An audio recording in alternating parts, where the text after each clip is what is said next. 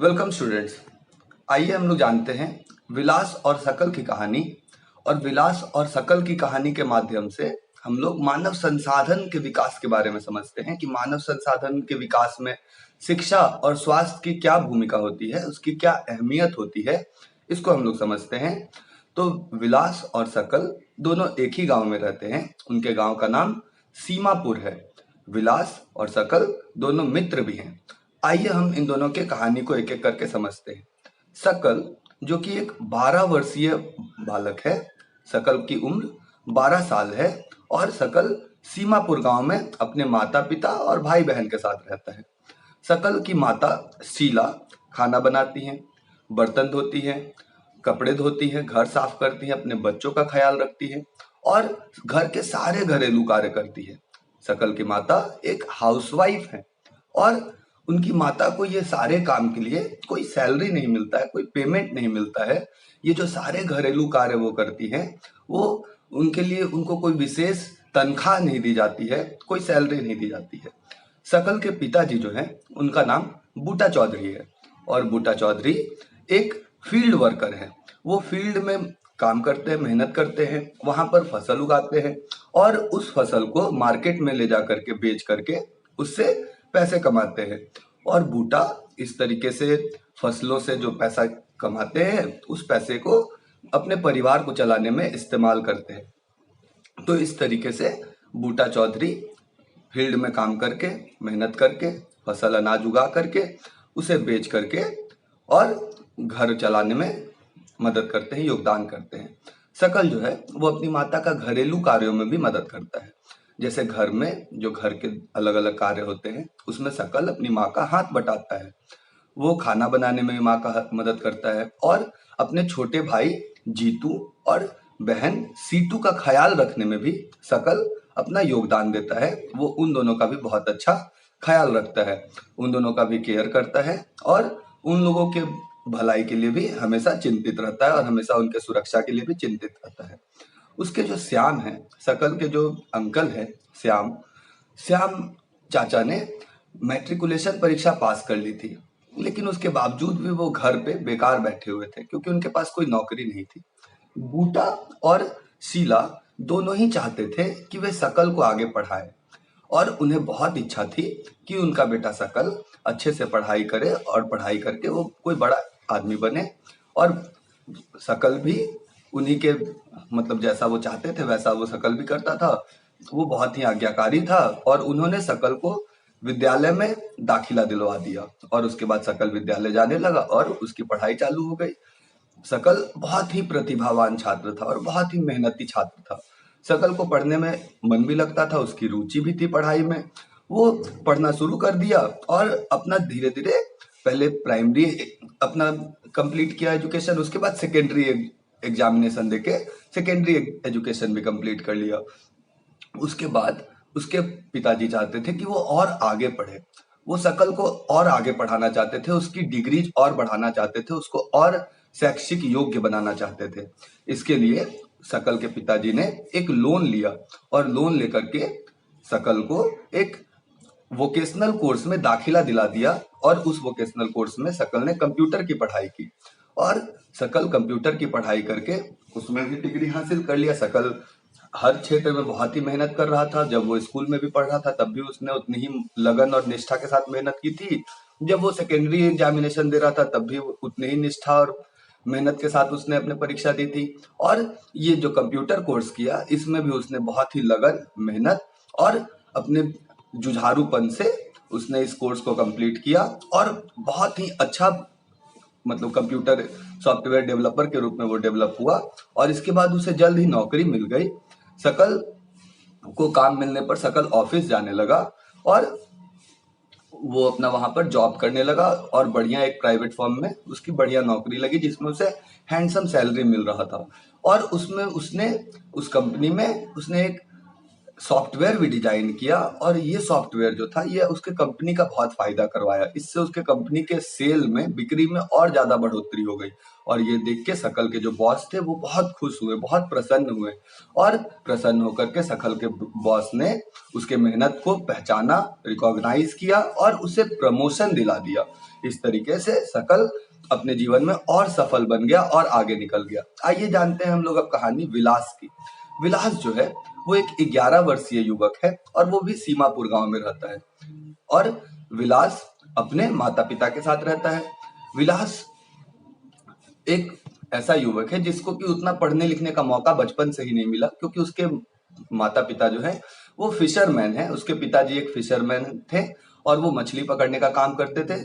लेकिन विलास के पिताजी, जब विलास 2 साल का था तभी विलास के पिताजी का देहांत हो गया था, स्वर्गवास हो गया था। और उसके बाद से विलास घर में मतलब विलास की माता ही थी जो कि सारा देखभाल करती और घर चलाती। इसके लिए फिर उसकी माता जो थी वो मछलियां बेचने का काम शुरू कर दी। जो काम उसके पिताजी करते थे वही काम उसकी माता भी शुरू कर दी और वो भी मछलियां बेचने लगी। और इस तरीके से विलास के घर में उसकी माता गीता जो थी वो मछलियां बेचती और वो मछलियों को बेच करके जो पैसा आता उससे घर चलाती थी। वो जो लैंड ओनर, जो जमींदार थे, उनके तालाब से जाकर के मछलियां ले लेती थी और उसको आस पड़ोस के मंडी में ले जाकर के उन मछलियों की बिक्री कर देती थी और उससे जो पैसा वो कमाती थी उससे घर चलाती थी। विलास जो था वो एक आर्थराइटिस का पेशेंट भी बन गया था। विलास बचपन से ही बीमार रहता था और उसके घर में उतनी ज्यादा सुविधाएं भी नहीं थी। उसके पास उतना पैसा भी नहीं था उन लोगों के पास कि वो उन्हें विलास को डॉक्टर के पास ले जाए और उसका चिकित्सा करवाए, उसका इलाज करवाए। और साथ ही साथ विलास विद्यालय भी नहीं जा सका। बचपन से ही विलास शिक्षा नहीं प्राप्त कर सका। वो स्कूल नहीं जा सका और उसकी कुछ खास रुचि भी नहीं थी शिक्षा में। वो बहुत ज्यादा इंटरेस्टेड भी नहीं था पढ़ने में। तो विलास की शिक्षा इस तरीके से नहीं हो पाई।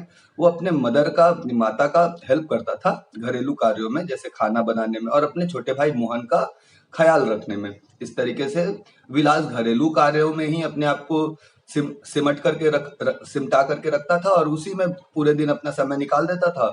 कुछ समय के बाद विलास की माता भी जो थी वो भी बीमार पड़ गई और इसके बाद उनके घर में अब कोई नहीं बचा था जो कि उनके घर का देखभाल करे, उनके घर को चलाए, उनके घर में अर्न करके पैसे लाए, जिससे कि उसके घर का सारा काम चलते रहे।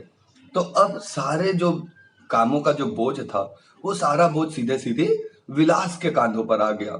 और इसके बाद विलास भी वही काम शुरू कर दिया। उस वो भी अब जबरन मजबूर था कि वो भी अपनी माता के तरह ही मछलियों को बेचने का काम करे और उससे जो मीगर सैलरी पाए, जो छोटा सा कम सैलरी उसको मिले, हल्का सा सैलरी मिले, उसी से अपना गुजारा करे, अपना गुजर बसर करे। तो इस तरीके से वो भी अपनी माता के तरह ही थोड़े से पैसों पे ही, चंद पैसों पर ही गुजर बसर करना शुरू कर दिया। अब इन दोनों कहानी में आप लोगों ने देखा, 2 केस स्टडीज में आपने देखा, सकल जो था वो स्कूल गया, वो विद्यालय गया, कॉलेज गया, अपना हायर एजुकेशन किया, वोकेशनल कोर्स भी किया। लेकिन विलास जो था वो स्कूल नहीं जा सका। आप देखें कि सकल फिजिकली स्ट्रांग और हेल्दी था, सकल स्वस्थ था। और विलास जो था वो बचपन से ही आर्थराइटिस का पेशेंट था और उसके पास कोई साधन भी नहीं थे जिससे कि वो अपना इलाज करा सके। आप दोनों केस स्टडीज में देख सकते हैं, दोनों केस में अध्ययन कर सकते हैं। आप देख सकते हैं कि सकल जो था उसके ऊपर जब उसके शिक्षा पे खर्च हुई, उसके स्वास्थ्य पर खर्च हुई, तो सकल एक एसेट के रूप में कन्वर्ट हुआ और वो अब एक प्राइवेट फर्म में एक अच्छा नौकरी कर रहा है और साथ ही साथ वो और उसका प्रमोशन भी हो चुका है और उसका और ज्यादा सैलरी बढ़ चुका है।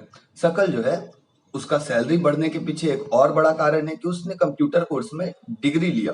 जब सकल ने कंप्यूटर कोर्स में डिग्री लिया तो इससे जो उसका क्वालिटी था, जो उसके एजुकेशनल स्किल्स का क्वालिटी था, वो एजुकेशनल स्किल्स के क्वालिटी में इम्प्रूवमेंट आया, सुधार आया और इससे उसका क्वालिटी और बढ़िया हो गया, जिसके बदौलत वो और ज्यादा पैसा कमाने लगा और उसको फायदा होने लगा और उसकी सैलरी बढ़ गई।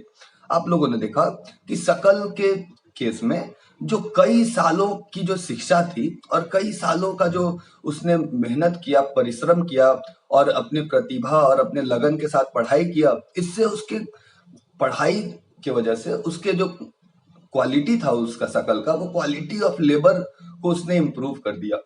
सकल एक तरीके से जिस भी कंपनी में काम करेगा वहां पर जो सकल का जो लेबर का जो क्वालिटी होगा वो बहुत ही हाई लेवल का होगा, क्योंकि उसमें उसने अपने शिक्षा को इन्वेस्ट किया है, उसमें उतना समय उसने शिक्षा में लगाया है जिसकी वजह से उसका क्वालिटी इंप्रूव हो चुका है, उसके पास ज्यादा स्किल्स है। विलास के केस में आप लोग देखें कि वो कोई शिक्षा नहीं प्राप्त कर पाया और उसको कोई खास स्वास्थ्य केयर भी नहीं मिला, उसको बहुत ज्यादा स्वास्थ्य सुविधा भी नहीं प्राप्त हुआ। अपने जीवन के शुरुआती दिनों में वो अक्सर बीमार रहा। वो अपने जीवन को मछलियों बेचने में गुजारा। अपनी माता के ही तरह उसने भी अपनी जीवन मछलियों को ही बेचने में गुजार दिया। इस तरीके से उसके पास भी उतना ही कम सैलरी प्राप्त हुआ जैसा कि उसकी अनस्किल्ड माता को मिल रहा था। यहाँ पर आप देख रहे हैं कि शिक्षा ना प्राप्त होने की वजह से विलास जो था वो अनस्किल्ड लेबर रह गया और बढ़िया शिक्षा प्राप्त करने की वजह से, ज्यादा डिग्रीज प्राप्त करने की वजह से सकल जो था वो एक स्किल्ड लेबर की तरह उभरा। तो आप समझें कि जब हम लोग मानव संसाधन में निवेश करते हैं शिक्षा और स्वास्थ्य के जरिए, तो मानव संसाधन का विकास होता है। यहाँ तक कि एक बच्चा भी जो है, एक छोटा सा शिशु भी जो है, अगर उस पे भी हम लोग उसके शिक्षा पे और उसके स्वास्थ्य पे हम लोग निवेश करें तो भविष्य में हमें बहुत बढ़िया भुगतान मिल सकता है और इससे हमारे समाज का भी अर्निंग बढ़ सकता है और समाज में बहुत बड़ा योगदान भी हो सकता है हमारा, अगर हम बच्चों को शिक्षित करें, उनके स्वास्थ्य पर ध्यान दें और उन्हें और ज्यादा प्रशिक्षित करें, उन्हें और ज्यादा ट्रेन करें, उन्हें एजुकेशन के साथ साथ और ट्रेनिंग प्रोग्राम्स में भी उनको हम लोग एडमिट करवाएं, एडमिशन दिलाएं। ठीक है। जो एजुकेटेड पेरेंट्स होते हैं वो आमतौर पे आप देखेंगे कि अपने बच्चों के शिक्षा पर ज्यादा पैसा खर्चा करते हैं, वो ज्यादा निवेश करते हैं। मतलब वही लोग शिक्षा के महत्व को समझते हैं जो खुद शिक्षित हो, जो खुद पढ़े लिखे हो। तो जो एजुकेटेड लोग होते हैं, जो एजुकेटेड पेरेंट्स होते हैं, वो आमतौर पे आपको दिखेंगे कि वो ज्यादा जोड़ देते हैं बच्चों के शिक्षा पर और उनका इन्वेस्टमेंट, उनका निवेश भी ज्यादा होता है। वो ज्यादा अच्छी अच्छी किताबें अपने बच्चों को देते हैं खरीद करके और जितनी भी सुविधाएं हो सके उतनी शिक्षा सुविधाएं उपलब्ध कराते हैं। और वे हमेशा, जो पढ़े लिखे गार्जियन होते हैं, जो पढ़े लिखे शिक्षित जो पेरेंट्स होते हैं, अभिभावक होते हैं, वे हमेशा बच्चों के स्वास्थ्य, उनके सफाई और उनके पोषण, न्यूट्रिशन, इस पर बहुत विशेष ख्याल रखते हैं कि बच्चे हमेशा बैलेंस डाइट खा रहे हैं, साफ सुथरा खाना खा रहे हैं, साफ सुथरे माहौल में रह रहे हैं और उनका प्रॉपर हाइजीन मेंटेन हो रहा है। इस बात पर जो पढ़े लिखे पेरेंट्स होते हैं वो बहुत ज्यादा कॉन्शियस होते हैं। वो अपने बच्चों के शिक्षा और स्वास्थ्य के जरूरतों को समझते हैं। और अगर हम लोग दूसरे तरफ देखें तो जो अनएजुकेटेड पेरेंट्स होते हैं वो खुद तो हाइजीन में रहते ही नहीं है, अपने बच्चों को भी वैसे ही बुरे स्थिति में रखते हैं, उन्हें भी वैसा ही लत लगाते हैं, उन्हें भी वैसा ही आदत लगाते हैं, जिससे बच्चे भी वैसे ही गंदे परिवेश में, गंदे माहौल में रहते हैं और बड़े होते हैं, जिससे कि उनके स्वास्थ्य पर बहुत बुरा असर पड़ता है। और कई बार वो अपने जीवन के शुरुआती दिनों में ही बहुत ही गंभीर बीमारियों से ग्रस्त होते हैं, जिससे कि उनके जीवन में, रोजमर्रा के जीवन में बहुत समस्याएं उत्पन्न होती हैं। तो आप देखें कि जो पढ़े लिखे गार्जियन है वो अपने बच्चों का ज्यादा बेहतर ख्याल रख पाते हैं। कुछ कुछ देश है जैसे कि जापान, इन्होंने अपने ह्यूमन रिसोर्स पे बहुत ज्यादा इन्वेस्ट किया है। आप जानते हैं जापान एक ऐसा कंट्री है हमारे दुनिया में जिसको कि बहुत ज्यादा प्रेस्टीज है, बहुत ज्यादा सम्मान है। ये एक छोटा सा टापू कंट्री है, बहुत ही छोटा सा आइलैंड कंट्री है, लेकिन इसके बावजूद भी जापान के सिटीजन्स को दुनिया में करीब करीब 150 देशों में वीजा फ्री वो ट्रेवल कर सकते हैं, उनको वीजा नहीं लगता है वहां जाने के लिए। ये सम्मान जापान ने अर्जित किया है और ये सम्मान जापान ने अर्जित किया है अपने मानव संसाधन में निवेश करके, अपने मानव संसाधन के शिक्षा में, अपने मानव संसाधन के स्वास्थ्य में निवेश करके। और ये कंट्रीज जो आज डेवलप्ड हैं, ये डेवलप्ड इसी तरीके से हुई हैं, ये इसी तरीके से विकसित हुई हैं। विकसित होने का मार्ग यही है कि आप अपने नागरिकों को शिक्षित करें, अपने नागरिकों के स्वास्थ्य पर ध्यान दें, उनका बेहतर स्वास्थ्य सुविधा को उपलब्ध कराएं और ग्रामीण परिवेश में, शहरी परिवेश में हर जगह उन्हें बेहतर सुविधा दें स्वास्थ्य के क्षेत्र में और शिक्षा के क्षेत्र में। अगर ये सुविधाएं उन्हें प्राप्त होती है, साथ ही साथ उन्हें प्रशिक्षण का भी मौका मिलता है, उन्हें एग्रीकल्चर में प्रशिक्षण मिलता है, उन्हें कृषि में प्रशिक्षण दिया जाए, उन्हें इंडस्ट्रियल वर्क्स में अगर प्रशिक्षण दिया जाए और भी दूसरे दूसरे गुड्स और सर्विसेज के प्रोडक्शन में अगर उन्हें प्रशिक्षण दिया जाए, ट्रेनिंग दिया जाए, तो उनके स्किल्स में इंप्रूवमेंट होगा और वो एक एसेट में कन्वर्ट होंगे और वो कंट्री को ज्यादा अर्निंग और ज्यादा कंट्रीब्यूशन देंगे।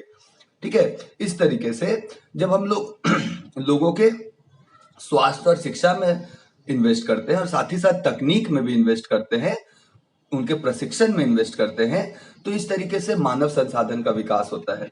तो आइए अब हम लोग समझते हैं कि आर्थिक गतिविधियां क्या होती हैं, इकोनॉमिक एक्टिविटीज क्या होते हैं और नॉन इकोनॉमिक एक्टिविटीज क्या होती हैं। देखिए, इकोनॉमिक एक्टिविटीज वैसी एक्टिविटीज होते हैं जिसमें हम लोग आमतौर पे कुछ पैसों का लेन देन होता है, जिसमें पैसे का लेन देन शामिल होता है, मनी का लेन देन शामिल होता है। जैसे कोई सामग्री का प्रोडक्शन हुआ और उस सामग्री का विक्रय हुआ, पहले उसका उत्पादन किया गया, उसके बाद उसे बेचा गया, पहले उसे प्रोड्यूस किया गया, फिर सेल किया गया। तो ऐसे एक्टिविटीज को हम लोग इकोनॉमिक एक्टिविटीज बोलते हैं। ये प्रोडक्शन गुड्स का भी हो सकता है, ये प्रोडक्शन सर्विसेज का भी हो सकता है।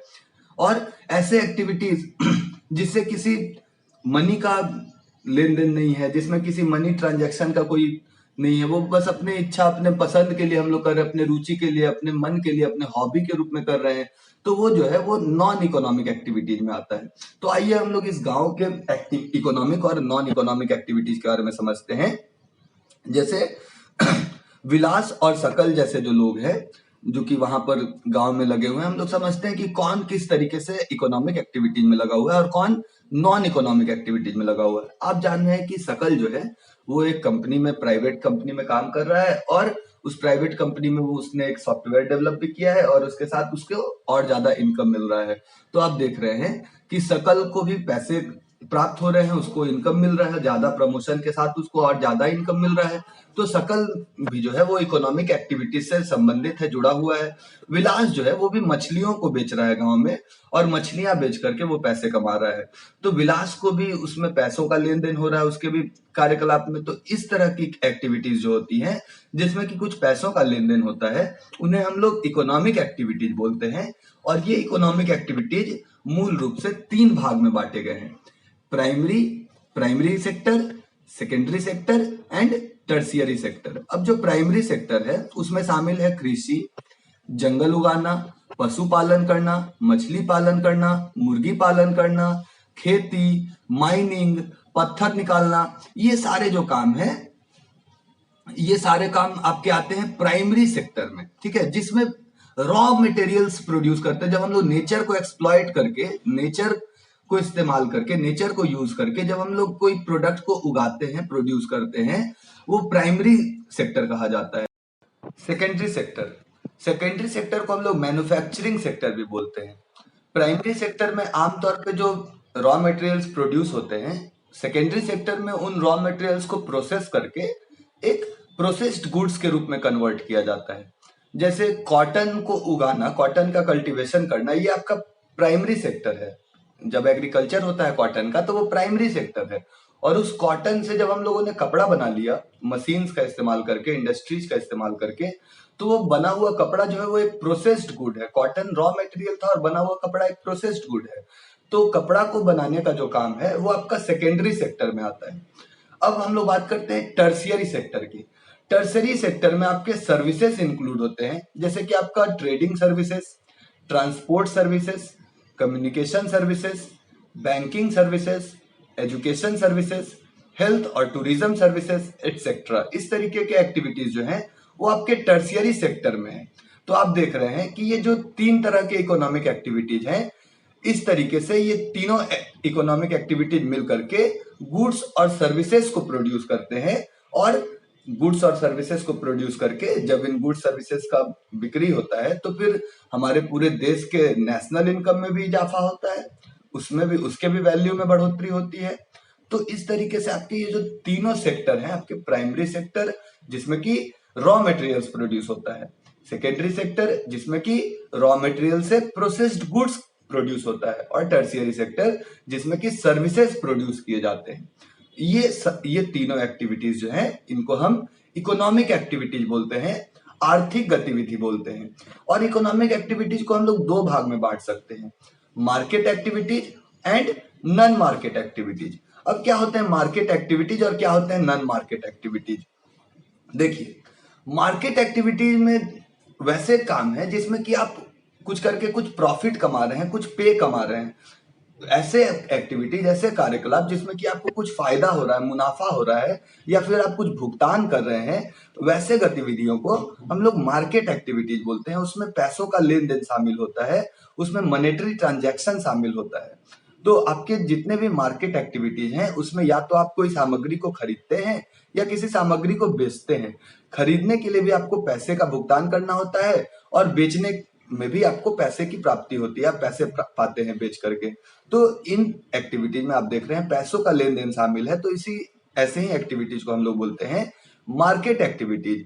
ठीक है। और नॉन मार्केट एक्टिविटीज जो होते हैं वो सेल्फ कंजप्शन के लिए होते हैं। जैसे किसी ने अनाज उगाया और उस अनाज को अपने इस्तेमाल के लिए रख लिया, तो वो नॉन मार्केट एक्टिविटीज है। उस अनाज को अगर उसने बेच दिया और उससे कुछ मुनाफा कमाया तो वो एक मार्केट एक्टिविटीज है। लेकिन अगर उसने उस अनाज को उगाया और उसको सेल्फ कंज्यूम कर लिया, खुद ही उससे उसका उपभोग कर लिया, तो ये जो एक्टिविटीज होंगे ये नॉन मार्केट एक्टिविटीज कहे जाएंगे।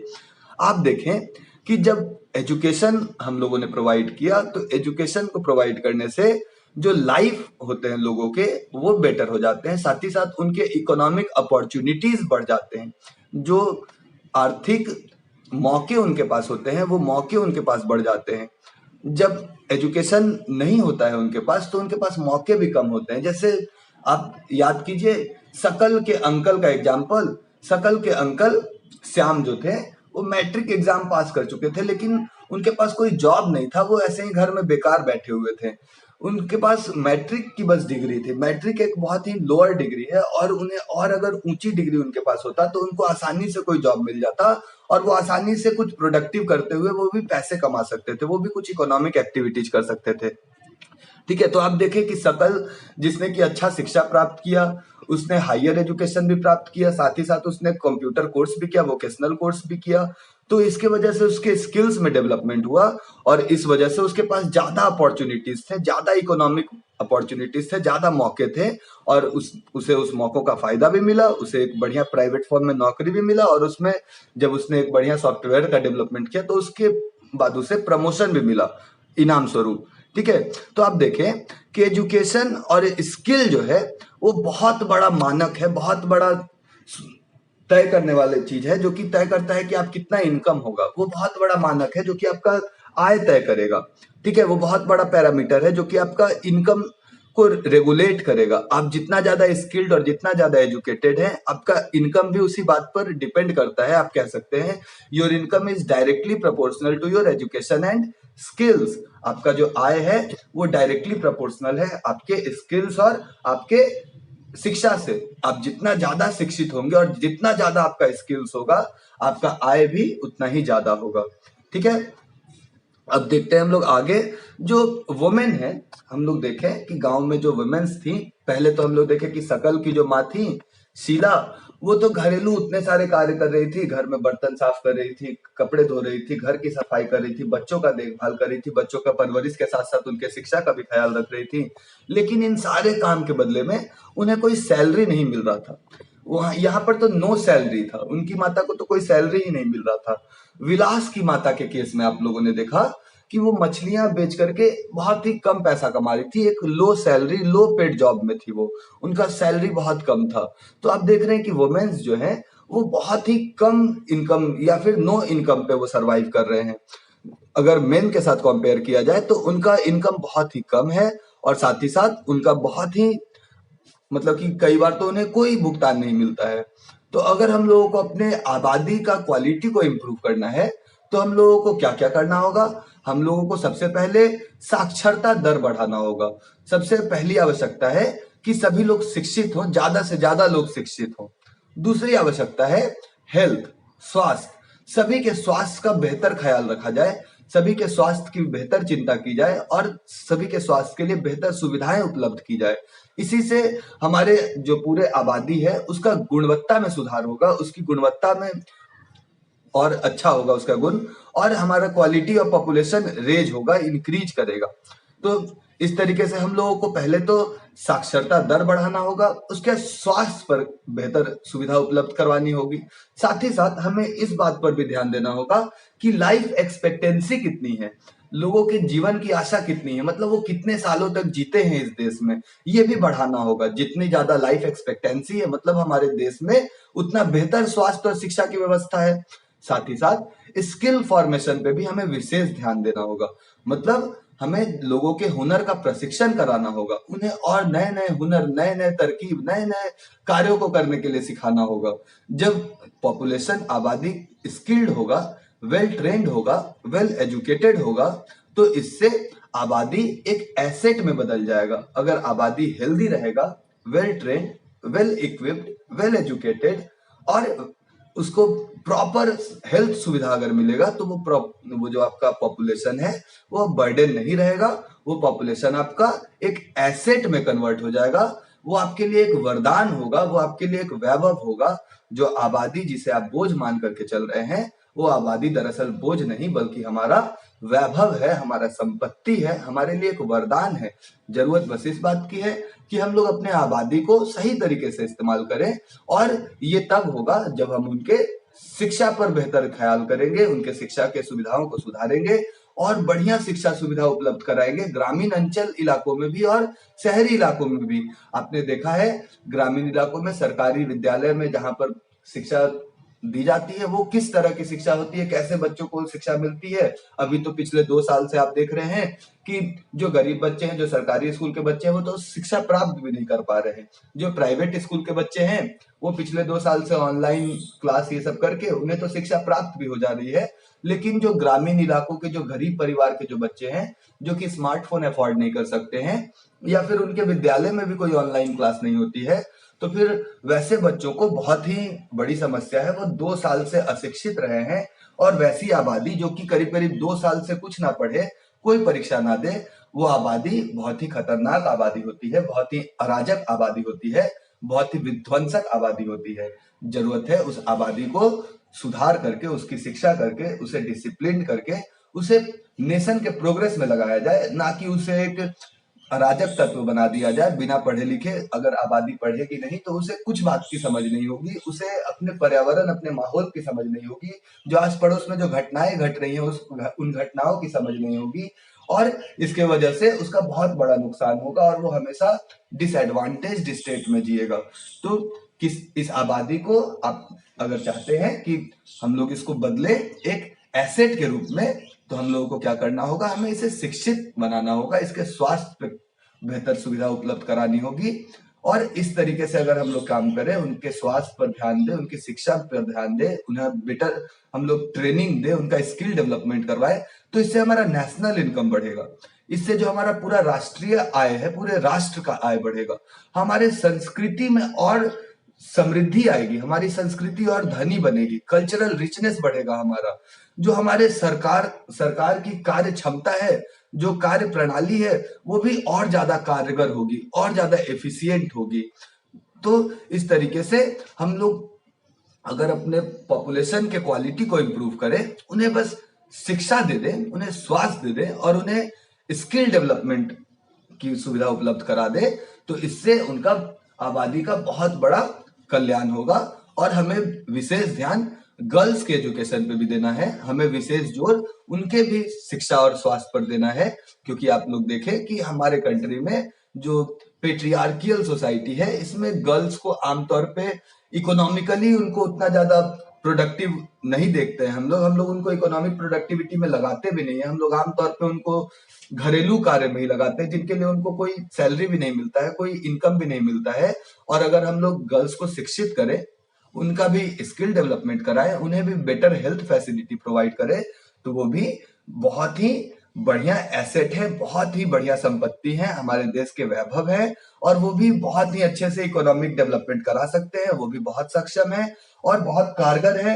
तो हम लोगों को जरूरत है कि हम लोग गर्ल्स एजुकेशन पर विशेष ध्यान दें, उनका एजुकेशन को बढ़ावा देने के लिए नवोदय विद्यालय ये सब शुरुआत करवाए। हम लोग हर जिले में नवोदय विद्यालय हो, उनके लिए और बढ़िया से वोकेशनल स्ट्रीम्स हो और उनका भी विकास हो, जिसके जरिए उनको शिक्षा प्राप्त हो और उनके नॉलेज और स्किल में डेवलपमेंट हो सके। इस तरीके से हम लोग अगर अपने आबादी का ख्याल करेंगे कि उनके शिक्षा, स्वास्थ्य, प्रशिक्षण, इन सब पे बेहतरीन अगर उनका ध्यान दिया जाएगा, उनके लाइफ एक्सपेक्टेंसी की चिंता की जाएगी, बर्थ रेट को कंट्रोल में रखा जाएगा, डेथ रेट को कंट्रोल में रखा जाएगा, इन्फेंट मॉर्टेलिटी रेट को कंट्रोल में रखा जाएगा, तो हमारा देश विकसित हो जाएगा और ये आबादी कोई बर्डन नहीं, कोई बोझ नहीं रहेगा, बल्कि ये आबादी हमारे लिए वैभव, संपत्ति और समृद्धि बन जाएगा। और ये आबादी हमारे देश के विकास में अपना बहुमूल्य योगदान प्रदान करेगा। ये आबादी हमारे लिए बहुत ही फायदेमंद साबित होगा, बहुत ही लाभकारी साबित होगा। बस आवश्यकता है इस आबादी की शिक्षा में सुधार की, इस आबादी के स्वास्थ्य में सुधार की और इस आबादी के हुनर के प्रशिक्षण की। धन्यवाद। आप लोग स्वस्थ रहें और वीडियो पसंद आने पे लाइक, शेयर और सब्सक्राइब करें।